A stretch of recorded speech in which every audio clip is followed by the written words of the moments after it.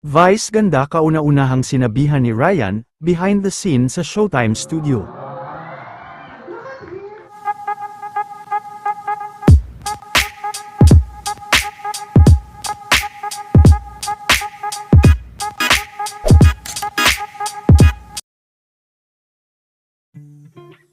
Matapos ang naging successful proposal ni Ryan Bang sa kanyang nobya na si Paula kagabi, ay marami naman ang talagang nag-aabang kung ano ang magiging reaksyon ng kanyang nanay-nanayan na si Vice. Naging emosyonal din ang tagpo ng kanilang pag-uusap sa Showtime kanina.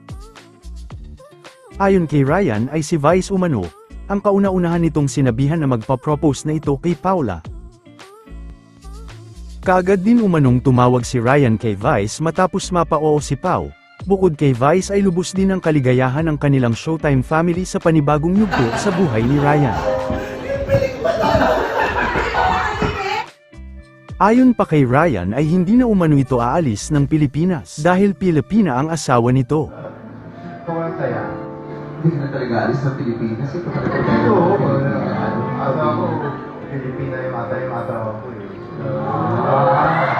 Bakit rin? Diba? Pogi-pogi niya.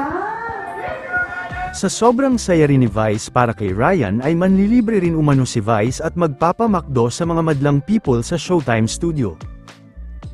Diretso kayo sa McDo dito sa tapat na ABS. Puno agad ko. Grabe. After showtime. Maging ang iba pang mga artista at mga sikat na personalidad, ay kaagad din na nagpaabot ng pagbati kay Ryan Bang.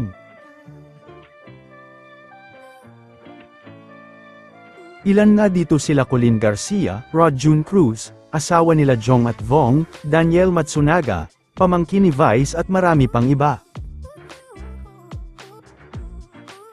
Masaya rin po ba kayo para kay Ryan?